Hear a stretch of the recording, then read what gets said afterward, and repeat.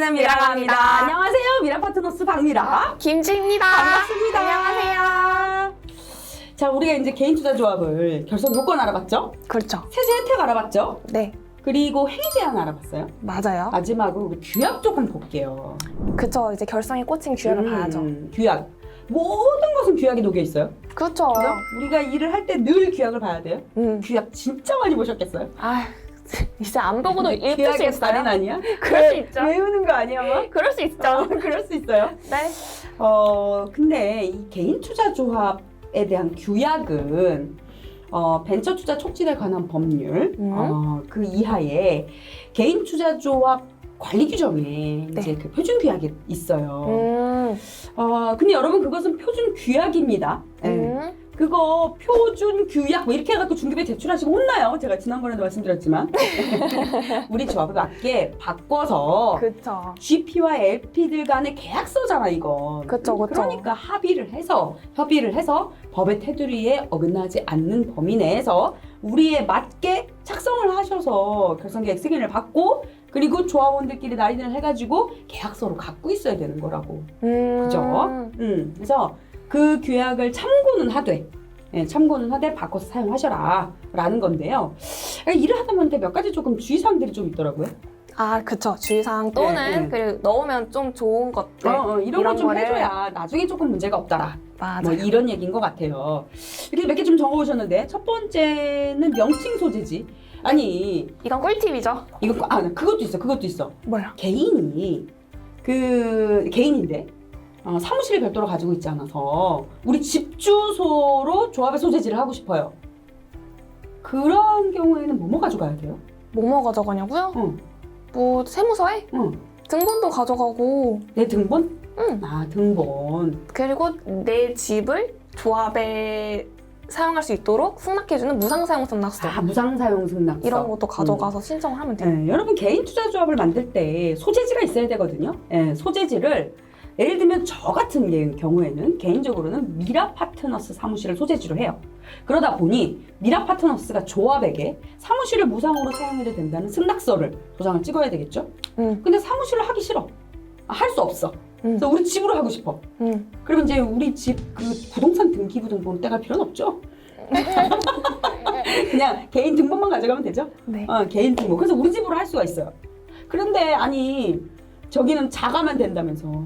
맞아요. 전세고 이러면은 세무서에서 임대인의 동의서를 꼭 받아오라고 요즘 계속 그래요. 임대인이 조합이 뭔지 어떻게 알아?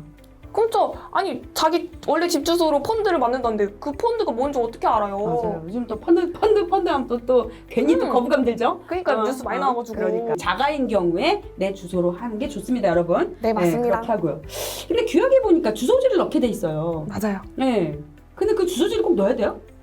주소지는 개인인 경우에는 넣는 게 좋지만 근데 법인이 집행인 경우에는 이제 업무집행조합원의 본점에 둔다라고만 하면은 그 GP의 주소가 본점이면은 그죠? 이전을 해도 상관이 없죠? 맞아요. 아니 이사를 가는구나. 네, 이사 가면은 이사 또 바꿔야 어떻게 해야 되잖아요. 또 규약 바꿔야 되잖아요. 규약 변경해야죠. 네. 그럼 규약 변경을 조합은 총회 열어야죠. 네. 너무 번거롭네. 근데 대신 본점에 둔다라고 하면은 네. 주소가 그러네요. 변경이 돼도 네. 규약 변경 안 해도 된다. 그래서 표준규약을 수정해서 사용하실 때 명칭 소재지에 주소 다 서울시 강남구 이런 거 하지 마시고요. 그냥 업무집행조합원에 본점에 둔다 뭐 이러면 되겠네. 네. 그러면은 이사를 가셔도 소재지가 변경되어도 조합원 총회나 규약 변경을 안 해도 되니까 본점에 둔다 이렇게만 해주시면 좋을 것 같아요. 맞아요. 맞아요. 두 번째는 조합원 소집 통지네요. 네, 조합원 그러니까 총회 보통 부분. 우리가 총회를 할 때 며칠 이전에는 조합원에게 통지해야 한다 뭐 이렇게 되어 있는데 이걸 왜요? 왜? 근데 보면은 표준규약에 거의 14일 전에 통지하는 걸로 되어 있어요. 근데 14일이 솔직히 좀 너무 길어요. 길다. 이 바로바로 뭔가를 총회를 열어가지고 바로바로 조치를 해야 되는데 14일 기다려야 돼. 그 기다리기 싫으면은 기간 단축을 받아야 돼. 기간 단축 받으면 또 전원 동의 받아야 돼. 이런 절차가 조금 있으니까 그냥 처음부터 통지일을 한 5영업일 정도? 5일 정도면 괜찮아요? 네, 그 정도면은 괜찮을 것 같아서 수정하시는 게 좋을 것 같아요. 표준규약에는 14일로 나와 있다. 너무 길다. 네, 너무 길다. 당장 뭔가를 해야 하는데 그것 때문에 기간 단축 동의서를 받고 뭐 이런 여러 가지 번거로운 절차가 있으니 여러분 표준규약 수정해서 사용하실 때 조합원 총회는 한 5일 정도 전에 통지하는 걸로 그렇게 수정하면 좋겠다. 네. 알겠습니다. 그렇게 해주세요. 그리고 요즘에 또 코로나니까 사람들이 결성을 할 때 직접 만날 수 없잖아요. 그래서 이런 거를 직접 참석하는 대신 이제 서면 결의로서 의결을 할 수 있다라는 조항을 한번 넣어주면은 넣어줘야죠. 네, 훨씬 더 좋을 것 조합원 같아요. 총회를 직접 개최하는 경우가 있고 서면으로 가름하는 경우가 있어요. 근데 벤처투자조합 같은 경우에는 기관들, 법인들이 오기 때문에 그리고 인원이 작아요. 그래서 모여서들 많이 하세요. 물론 얘기한 대로 코로나 때문에 자주 잘 안 모이는 경우도 최근에는 많은데 개인투자조합은 내가 봤을 땐 100% 서면이야. 맞아요. 100% 서면이 안 모여요. 49명 어떻게 모여? 그러니까요.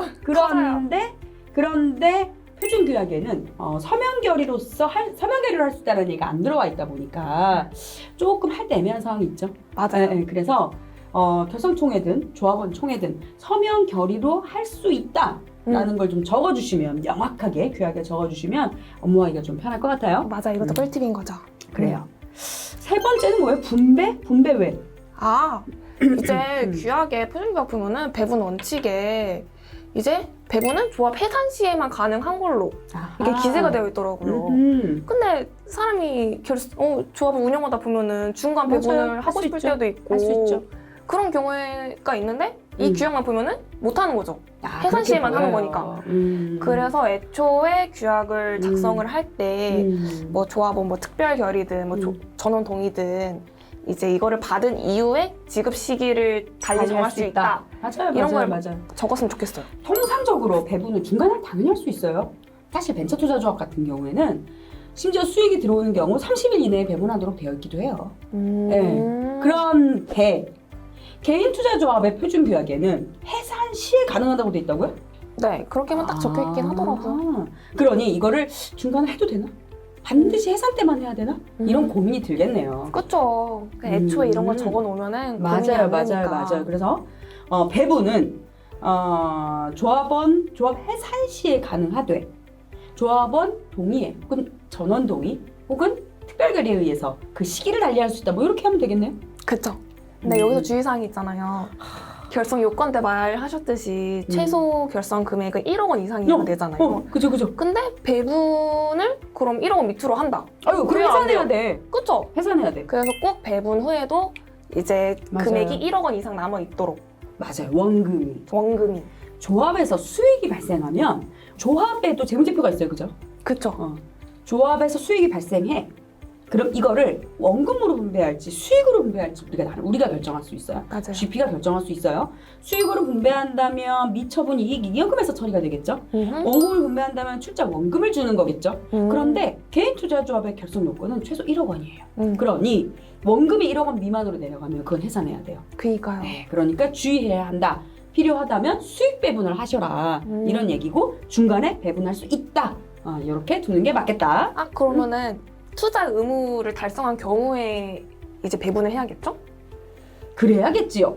그쵸? 네, 규약에 그렇게 나와 있지는 않은데 사실 이제 모태펀드의 표준 규약을 좀 참고를 하자면 반드시 투자 의무 비율을 달성한 후에 할 수 있도록 되어 있어요. 중간에 막 분배해버리면 의무 비율을 달성했는지 안 했는지 알 수가 없잖아요. 그러니 일단 의무 비율을 달성하고 중간 분배를 하되 최소 출자금은 유지하자가 정답이 되겠네요. 다만 어쨌든 그럼에도 불구하고 조합원 총회의 결의에 따라서 해산이 아니라 그 전에도 할 수 있다. 이런 거는 좀 녹여놓는 게 좋겠습니다. 네. 또 있어요? 그다음 뭐예요? 회계보고? 네. 회계보고 왜요? 회계보고가 우리가 사업년도 지나고 나서 정기총회 열어가지고 회계보고 하는 게 있잖아요. 네. 근데 표준규약에는 어쨌든 60일 이내에 회계보고를 하게끔 되어 있어요. 60일? 근데 왜? 60일이 조금 너무 어떻게 보면 짧거든요. 막 감사받을 때 피투자기업 재무제표도 받아야 되고 막 그러는데 그럼요. 그게 60일 이내에 끝나기에는 조금 쉽지 않아요. 아. 그래서 저는 90일 이내로 바꿨으면 좋겠어요. 법에도 90일 이내로 되는 걸로 그럼요. 되어 있으니까 조합이 기본적으로 그 외부의 감사 의견서를 중기부에 제출하도록 하고 있어요. 단 2억 원 미만이거나 올해에 투자 자산의 변동이 실적의 변동이 없는 경우에는 일반 보고 그 뭐라 그래요? 결산 보고서를 대체할 수 있다. 결산 보고서로 대체할 수 있어요. 네. 하지만 그 외의 경우에는 감사 보고서를 제출해야 되거든요. 근데 통상적으로 3월 말까지 제출하면 돼요. 그쵸. 그런데 개인투자조합 표준 규약에는 60일로 되어 있다고요? 네. 맙소사. 그래서 막 60일 내에 막 급하게 막 하는 경우가 그냥 있구나. 호다닥 하느라고 고생하셨어요? 실수하느라고 막. 아이 참네. 그렇군요. 여러분 넉넉하게 일단 규약에 물론 그 전에 하셔도 돼요. 네, 근데 어쨌든 우리가 그거를 중기부에 제출해야 하는 시점은 3월 말까지예요. 결산 보고서로 대체하는 경우도 3월 말까지예요. 그러니 그 규약을 60일로 하지 마시고요. 네. 남들 다 90일에 하는데 그쵸. 당연히 뭐 3월 중순까지 하면 된다고 알고 있다가 열어보니 이러면 그니까요. 그죠? 규약 위반입니다. 네, 그러니 90일까지 해놓는 게 좋겠다? 네. 네, 그렇게 하시죠. 네, 알겠습니다. 또 있어요? 그 다음 또 있는데 네. 이거는 질문이 조금 많이 들어오는 상황이어가지고 네, 뭔데요? 관리보수랑 성과보수 부분인데 이거를 제3자한테 줄 수 있는지 이걸 규약에 녹여낼 수 있는지 고민이네요. 이게 그러니까 중기부의 입장은 아니지만 네. 저는 안 된다가 맞을 것 같아요. 왜냐? 그 이유는 뭐냐면 원칙적으로 벤처투자조합도 그렇고 개인투자조합도 그렇고 사실은 그 업무를 제3자에게 위탁할 수 없어요. 물론 LP한테는 위탁할 수 있는데 LP가 내가 보니까 그 5% 이상 기본적으로 가지고 있어야 되고요. 그리고 특히나 조합의 출자자 모집하는 경우에는 그건 위탁할 수 없어요. 무슨 얘기냐면 결론적으로 얘기하면 위탁하면 안 된다. 특히나 조합의 고유한 업무를 위탁하는 것은 안 된다. 그쵸. GP가 할 일인데. 자금의 관리를 수탁에 위탁한다든지 네. 회계감사를 뭐 회계법인에 맡긴 다 가능해. 그런데 이 조합의 고유한 업무를 위탁할 수 없다고 돼 있거든요. 이 조합의 고유한 업무는 두 가지예요. LP 펀드레이징, 딜소싱, 위험할 뻔했다. 딜소싱 이렇게 두 가지거든요. 심지어 출자자에게 위탁해도 되는데 출자자 모집은 안 된다. 그런데 관리보수와 성과보수라는 거는 이 업무를 함에 따른 보수를 받는 거잖아요. 그쵸. 네.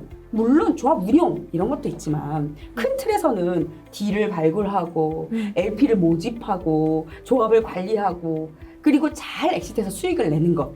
이거에 대한 보수로 대가로 GP가 성과보수와 관리보수를 받는 거잖아요. 그쵸. 이거를 제3자한테 준다는 건 그거를 위탁하는 게 되잖아. 그럼 안 되죠. 그래서 제 생각에는 이거는 고유 업무를 위탁하는 경우라고 볼 수 있겠다라는 생각이 드네요. 네, 중기부 입장은 아닙니다. 제 알겠습니다. 생각이었습니다. 알겠습니다. 자, 여기까지 할까요? 자, 그럼 우리가 1화는 조합의 결산 구성 요건, 효과, 뭐 세제 혜택 뭐 이런 거 알아봤고 2번 세제 혜택, 그러네. 3번 행위 제한, 네. 4번 규약 뭐 이렇게 조금 알아봤어요. 그럼 다음 시간에는 우리 벤처 투자조합 한번 알아볼까요? 저 조금 가능해요? 어려운데. 가능해요? 한번 공부해야겠다. 한번 해보는 걸로? 알겠어요. 도전! 도전. 알겠습니다. 여기까지 할게요. 안녕!